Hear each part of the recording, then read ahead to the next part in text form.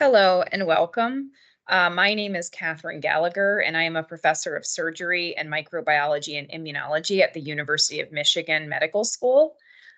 Today, I'll be taking you through a small tour of some of the research that my laboratory has worked on, mainly in the inflammation and tissue regeneration in vascular disease space. There are multiple cells, both immune and structural, that play a role in vascular inflammation. And as many of us know in the cardiovascular, cardiometabolic realm, inflammation is one of the main pathologic processes that is important in pathology and disease. And a lot of the diseases that we study are due to excess vascular inflammation. While there's multiple cell types that contribute to this excess inflammation that we see in vascular disease, macrophages are one of the primary immune cells that our group and others have studied because they play a major role in vascular inflammation and in mediating vascular inflammation in many different disease states. Inflammation, though, is not all bad. You need normal inflammation to occur following any kind of insult or injury, and it's a necessary process in order to heal. However, when you have excess inflammation, is really when a lot of the pathology that we look at begins.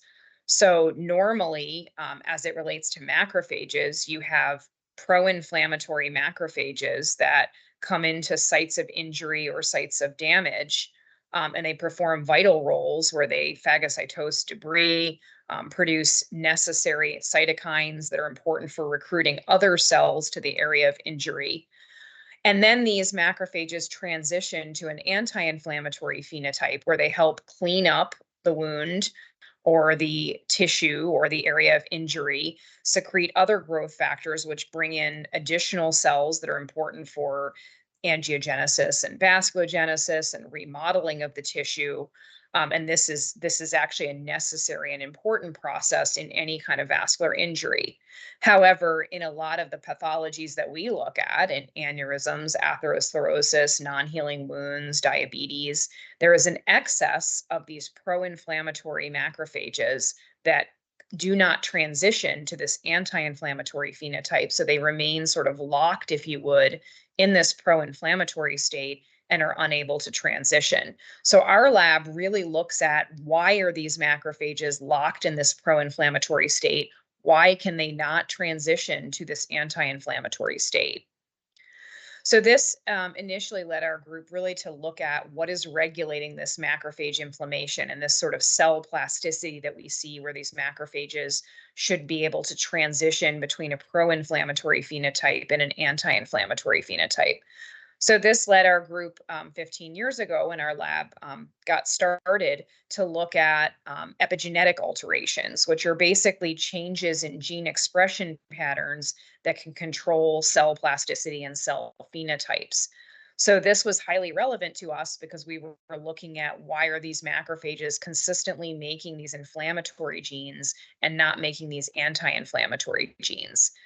I have this slide up just to recognize that there's multiple different types of epigenetic alterations that can occur. There's histone modification, there's DNA methylation, there's RNA interference like microRNAs, and there's additional ones that are not even mentioned on this slide. So all of these are different processes that occur in cells that can essentially regulate the expression of inflammatory genes. Our group mainly studies the one on the left, histone modifications, and how alterations in histone biology can control gene expression and inflammation in disease. So, just to kind of take a deeper dive now into these histone modifications that our group looks at and how that might regulate inflammation. It's important to remember that DNA is kind of tightly wound into these nucleosomes. You have these histone tails that are present as part of this complex. And based on these are all different amino acid residues shown here. And based on the specific mark or the specific area where you have activity occurring, you can either close down the chromatin or open the chromatin and allow transcription factors to bind and either turn genes on or off. And it's very site specific. So that's kind of what I really want to point out in this slide. Is that based on where so in this case, we're talking about methylation. So on the left of the slide, these are all enzymes that add methyl groups to this K4 residue. And so when you add a methyl there, you open the chromatin, you allow transcription factors like NF-kappa B and other common transcription factors to come in and bind. You turn gene expression on. Whereas at this other site, K27, these are all enzymes that essentially can remove methyl groups or add methyl groups in various cases. But if you add methyl groups to this site, to this K27 site, you essentially close down chromatin, transcription factors can't bind, and you turn off gene expression effectively. So this is just an oversimplified definition or an oversimplified schematic to show you conceptually that kind of based on the very specific position that you have these enzymes acting. And again, I'm just showing you methylation, but there's multiple different types of enzymes that can act in these areas and to basically affect gene transcription and particularly inflammatory gene transcription. So why is this and where is this clinically relevant? And I just put up a couple of examples that we have studied, but obviously it's been studied in lots of different contexts and in lots of different arenas. But some of the ones that we'll talk about briefly today are in tissue regeneration and tissue repair, particularly in wound repair and especially in diabetic patients, in the context of sepsis, in the context of COVID-19 in patients affected with cardiovascular disease, as well as in abdominal aortic aneurysms. I'm not talking about atherosclerosis today, although it's been well studied in that arena as well. So one of the histone modifications that our group studied very early on, and I'm just going to use it as an example to show you how it plays a role both in tissue regeneration and in other processes, is known as SETDB2. And SETDB2 is a histone methyltransferase, if you remember from that initial schematic. It adds a methyl group at this particular K9 residue and effectively turns genes off. So its role is to add a methyl and turn genes off. Very early on, and I'm not showing you a few slides that kind of show we observationally found that inflammation was increased in diabetic wound macrophages, both from human tissues that we isolated as well as from mouse models of diabetes. And we did some various arrays that identified that SETDB2 may be relevant in human macrophages associated with non-healing wounds in diabetes.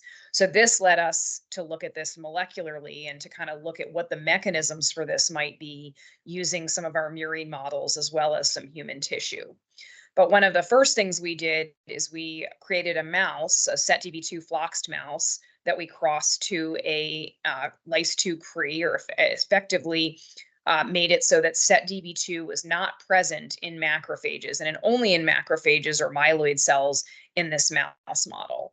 And then we looked at classic inflammatory cytokine gene expression that you would see in diabetic wounds, where you see elevated TNF, IL-1B, IL-6, IL-18, all of these very inflammatory cytokines, IL-17.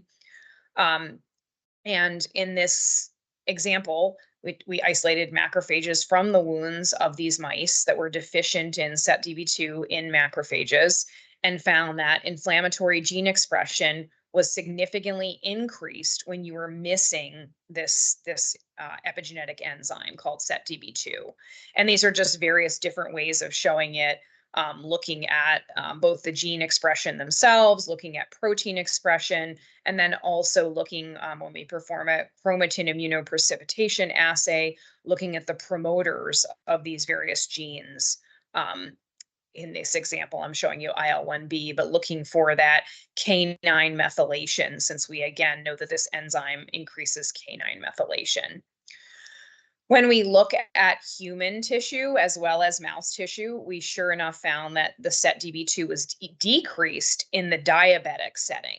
So really important, and you can see that it increases in a normal setting. And so in normal wound macrophages, you have this spike in SETDB2 around day 5, which is around the time when you want to decrease inflammation in diabetic or in normal tissue rather. So you want SETDB2 to go up at the right time, turn off inflammation in these macrophages, and restore normal homeostasis and normal wound healing. What we found in diabetic models, both human and mouse models, is when we look at the macrophages from those settings in diabetes, they do not have adequate SETDB2 at any time point, and especially not at those critical time points around day 5 or so when you want to turn these phases off. So this led us back to how is this being induced in wounds? So we know that SETDB2 is low in the diabetic setting, and we know that we need it to be increased. How do we increase it? What is controlling it upstream? So through a series of experiments, which we're not going to detail here because we're just trying to kind of showcase some of the highlights of this, we identified that type 1 interferons via JAK-STAT signaling seem to be controlling the SETDB2 enzyme. And what we had in the setting of diabetes was not enough interferon, beta, type 1 interferon, to upregulate the SETDB2 in the diabetic wound macrophages. Whereas in normal tissue, you have a spike in interferon, you have appropriate JAK-STAT signaling, and then shutting down via SETDB2 of inflammation in these diabetic wound macrophages. So this was very important for us and very relevant. And we were looking at how can we increase or regulate levels of interferon beta. Also, we were looking at, was there something wrong with JAK-STAT signaling in this setting? But this essentially, when we were looking as well at what downstream does SETDB2 control, we identified that one of the common pathways that we see increased in diabetic wounds and in diabetic patients is uric acid. It's a metabolite that is significantly increased. It's strongly associated with inflammation, but is unclear why uric acid is increased in diabetic wounds. Well, through again a series of experiments that we won't go through here, we identified that SETDB2 was controlling gene expression of an enzyme that regulates the xanthine to uric acid conversion in macrophages. And so when SETDB2 is present, it essentially can shut down this pathway. When it's decreased, as we see in the diabetic setting, it will result in increase in uric acid. And so this was important because it shows the link that is also well described in lots of other diseases and lots of other processes between metabolism and epigenetics. And those two things are really strongly associated, where metabolism can often regulate epigenetic pathways, and epigenetic pathways can often in reverse regulate metabolic pathways. So this was, again, I don't want to belabor or go into a lot of this data here. This is sort of data overload. And if you have any interest in these specific stories or looking at all of the data, many of the papers are referenced below for where you can find more specific information on these stories. But essentially, again, through using these mice that we created and through using diabetic tissue and human tissue, we were able to see how this gene that controls this enzyme that regulates the xanthine to uric acid conversion was also controlled by this SETDB2.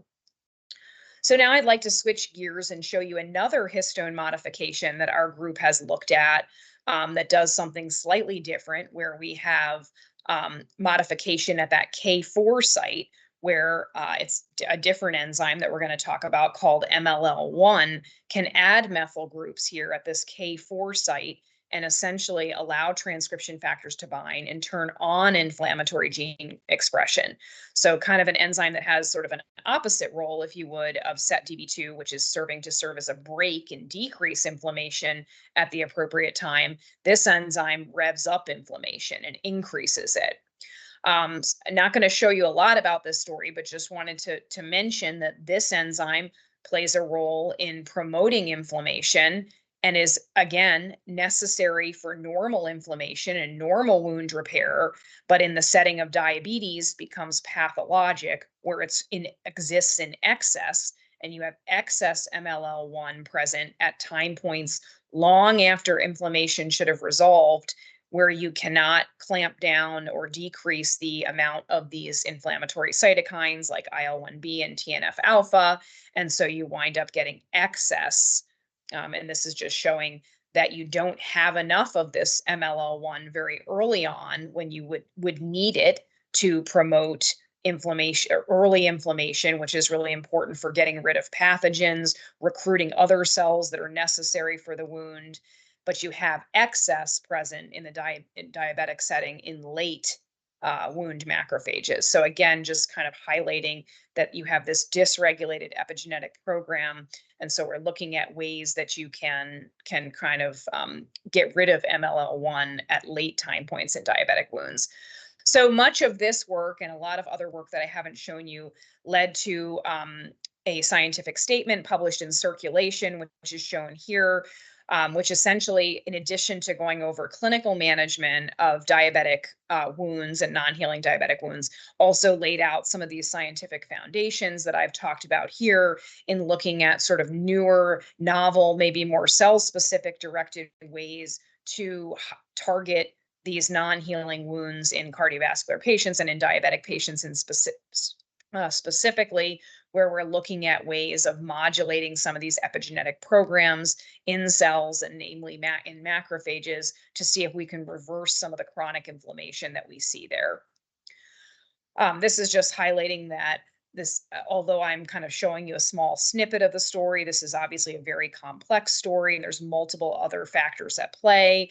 Diabetic wounds don't heal for many reasons, including macro and microvascular disease and lots of other cellular dysfunctions shown here. Again, we're really kind of focusing on a very specific area that our lab focuses on, but please keep in mind that there's inflammatory cell dysfunction across the board. There's multiple other vascular cells that are dysfunctional, as well as many other factors sort of upstream and macrovascular disease that's also affected in these patients. The pathogenesis, again, is very complicated. There are multiple other structural cells and other immune cells playing strong roles here, including fibroblasts, keratinocytes, and other cells discussed in this larger review. So some of the next steps as it relates to tissue regeneration in our group have been, and we've been focused on this for the last 5 years, have been using nanocarriers that target specifically these macrophages and are trying to incorporate inhibitors or drugs, small molecule drugs that can target some of these epigenetic pathways.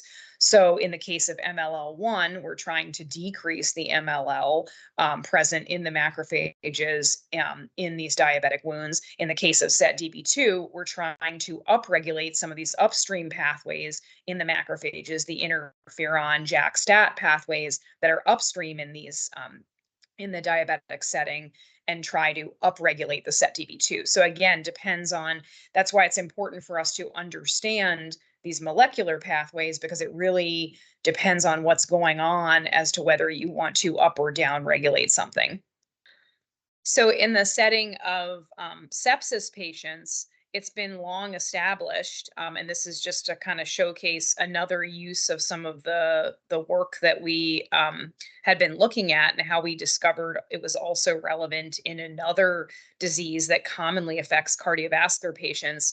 It's well established that in patients, when they've recovered from sepsis, even if it's 5 years after recovery from a major ICU level sepsis episode, these patients have an impaired immune response, and they are unable to respond normally to pathogens or other insults because they can't mount an appropriate immune response. Again, this is even years after recovery, not in the immediate recovery period.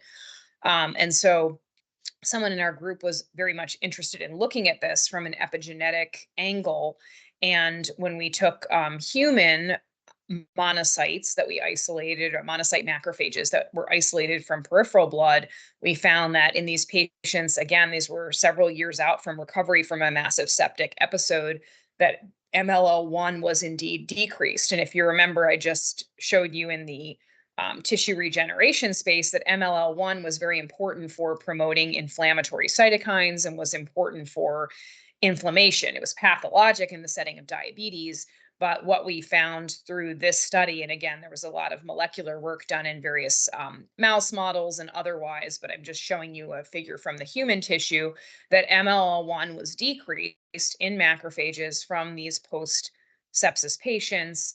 And so it seemed to be important to promote a normal inflammatory response in these patients. So in this patient population, we might be looking at ways to increase MLL1 in the macrophages so that they could mount an appropriate response and respond to bacteria or other pathogens once they had recovered. So again, just to change gears and show you another story and how epigenetic enzymes are relevant, and to go back to SETDB2, which was one of the original ones that I had shown you. COVID came in 2020, 2021, shut down a lot of the labs in the States, including at University of Michigan. We fortunately, because we were an immunology-based lab, we remained and continued to turn our attention toward looking at COVID. Since we're also a translational science lab, many of the people working in our lab were also working in the hospital, seeing many of the COVID patients with diabetes and other cardiovascular disease were not doing as well when they developed severe COVID as patients who did not have diabetes or other cardiovascular disease. And a lot of this was attributed to these large cytokine storms. Again, some of these same inflammatory cytokines that I've been talking about throughout this presentation, TNF alpha, IL-1B, IL-6, seem to be at dramatically high increases in these patients that had diabetes and COVID and were dying in the ICU. So again, one of the people working in our lab, James Melvin, took a very, very strong look at this to see sort of why this was happening and to look at it again from an epigenetic angle, because we also knew that macrophages and monocyte macrophages, right, were one of the primary drivers of inflammation in general. And so we sought to identify whether there were any epigenetic alterations that we saw in macrophages from human patients with COVID-19 that we were able to recover. And sure enough, the strongest change that we saw was with SETDB2. So if you look on the left here, we took CD14 cells, which are monocytes essentially isolated from the blood. And these are monocytes that have a strong preponderance towards becoming macrophages if they go into tissue. And we took and isolated these monocytes from healthy donors and from COVID negative and COVID positive ICU patients, and found that in patients that were strongly COVID positive in the ICU, their monocyte macrophages had decreased levels of SETDB2. We then also used a murine model of coronavirus, MHV-A59, in our mouse models. And then we looked at both in vitro bone marrow macrophages as well as in vivo isolated macrophages from these mice, and found that SETDB2 levels, sure enough, were lower in the coronavirus infected animals. Through a series of other tests, and again, I'm not showing you all the data, and I don't really want to focus on specific data. I just kind of want to make the point that, again, in these settings, SETDB2 seem to regulate inflammatory cytokines that were NF-kappa B responsive inflammatory cytokines in response to infection with coronavirus. So when you got this MHV virus and we isolated your macrophages, you had an excess, you had lower SETDB2 and an excess of inflammatory cytokines. And then sure enough, when we looked at diabetic animals, it was even greater and even more dramatic response, probably because you were starting with a lower level of SETDB2 to begin with. And so you had less inflammatory cytokine. When we looked at blood from these patients, because again, remember from the tissue regeneration story, we had some concept that interferon beta via JAK-STAT signaling may be driving the SETDB2. When we looked back at this, we found that interferon beta was also at decreased levels in plasma from the patients in the ICU that were COVID positive that had diabetes. And then sure enough, when we took human monocyte-derived macrophages from non-diabetic and diabetic patients, we found lower levels of interferon beta in these. In our mouse model, when we took both normal and diabetic macrophages that were infected with this coronavirus and gave them interferon, we could upregulate SETDB2 nicely in the diabetic patients to a larger, or in the diabetic mice rather, to a larger degree than in the normal diet. And then again, not to get weighed down in data, but this also, in using our mouse model, appeared to be regulated by an interferon JAK1 STAT3 model. So it seemed to be STAT3 in the setting of coronavirus, and we could modulate various cytokines, including IL-1B, TNF, and IL-6, based on levels of interferon and looking at this downstream pathway. Now, importantly, as it relates to the diabetic patients, again, I told you they had less SETDB2 to begin with. Our question was, can we increase the SETDB2 in this coronavirus infected in macrophages in the mice by giving them interferon treatment? And sure enough, we were able to do that. When we gave them interferon, we were able to upregulate SETDB2, and we were able to downregulate the cytokines to try to decrease the cytokine storm in these macrophages. So I think this was kind of a nice use of some of the data that we had already generated and looking at how some of these epigenetic regulators, and in this case, SETDB2, seem to control macrophage-mediated inflammation. You can see here for the coronavirus story, it seemed that SETDB2 was already downregulated in the setting of diabetes. When you had coronavirus, it was kind of a double hit, and it decreased SETDB2 even further, making this, dysregulated inflammatory response that much greater in this setting. So again, looking at maybe specifically targeting that pathway in the setting of coronavirus. So I'm going to end and discuss kind of one last enzyme and how it plays a role, and this is going to be in aortic aneurysms. A lot of this work was done by Frank Davis in our lab, who continues to study the role of epigenetic enzymes in aneurysms. But through, again, a series of arrays, we identified that JMJD3, which is another epigenetic enzyme, this one is a histone demethylase, so it removes a methyl group, but by doing that, it essentially will turn gene expression on or allow transcription factors to bind. But we identified in human aneurysm tissue that this enzyme seemed to be strongly upregulated. So we investigated what it was doing molecularly. Again, when you have an increase in JMJD3, because it's a demethylase, it's removing methyl groups, and then it opens those promoters and allows transcription factors to bind, turning gene expression on. So one of our first forays here was using, again, human tissue. We knew that some of these common NF-kappa B mediated inflammatory genes, IL-1B, TNF alpha, and others, were all increased in a human abdominal aortic aneurysm tissue. That's just showing you this here. Since we had other arrays that had pointed to JMJD3 being increased, we looked in our human tissue samples and found, sure enough, that JMJD3 was increased in human aortic aneurysm tissue as compared to aortic control tissue. And you can see over here that JMJD3 was indeed increased, particularly in the myeloid cell component, the myeloid macrophage cell component in human aneurysm tissue.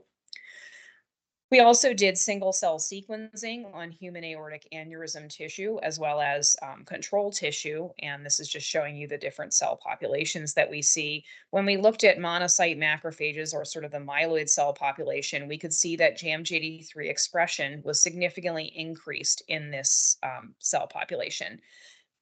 And you can see that nicely shown over there in various subsets of monocytes as well as macrophages. There's a significant increase in JAM-JD3 in the human tissue, in the human monocyte macrophages in aneurysm tissue compared to controls. And sure enough, when we do a pathway analysis and look at these macrophages that are positive for JAM-JD3 and have strong levels of JAM-JD3 expression compared to the cells that do not, the inflammatory response, as well as response to IL-1 and cytokine-mediating signal pathways, are some of the strongest upregulated pathways in these cells. Again, suggesting the very strong link between JAM-JD3 and inflammatory response. We use multiple models of aneurysms in the mice, and this is just showing you in one of these models, the ANG2 model. When we look at JAMJ83 in cells isolated from these aneurysms in these mice, you can see that, and in macrophages specifically, that JAMJ83 at the gene expression level was indeed increased increased in these Ang2 mice. That corresponded with increases in all of these inflammatory cytokines, IL-1B, 23, and NOS. And then when we performed CHIP assay, again, remembering that this was working at the K27 methylation mark and was a demethylase, right, removing methyl groups from there, you can see that at the promoters of all of these inflammatory genes, you can see a decrease in K27 methylation in the aneurysm group. Now, importantly, right, because we're a translational lab, we're looking at, okay, we know there's a lot of increased JAMJ83 in the macrophages in aneurysms. How do we get rid of this? Because we want to get rid of the JAMJ83, see if by controlling inflammation, we can perhaps improve aneurysms and decrease them. And so we used pharmacologic drug JSK-J4, which essentially can decrease JAMJ83. We found that indeed, as you can see here in the Ang2 mouse model, it prevented aneurysm formation. And when we isolated macrophages from these cells, it decreased inflammatory cytokines. I'm just showing you here IL-1B and TNF alpha. And then when we did a genetic model, which is again, we created a JAMJ83 floxed mouse, cross it to the lice M3. So again, where you just should have JAMJ83 deficient in myeloid cells, we saw a reduction in aneurysm formation. And I'm not showing you the pictures of that, but they can be seen in the paper reference below. So you do decrease aneurysm formation, and sure enough, you also decrease the cytokines, those inflammatory cytokines in macrophages isolated from this model. So less IL-1B, less TNF alpha. So again, thank you for listening. I just, in summary, would like to say, that these were just kind of some highlights of some work that we had done in looking at ways that modulating these epigenetic enzymes in the setting of macrophages could control inflammation, and particularly in diseases where chronic inflammation is high, like aortic aneurysms, like diabetic non-healing wounds, and other processes that we discussed today. And thank you to all of the lab members that had contributed to this work, both past and present. Thank you.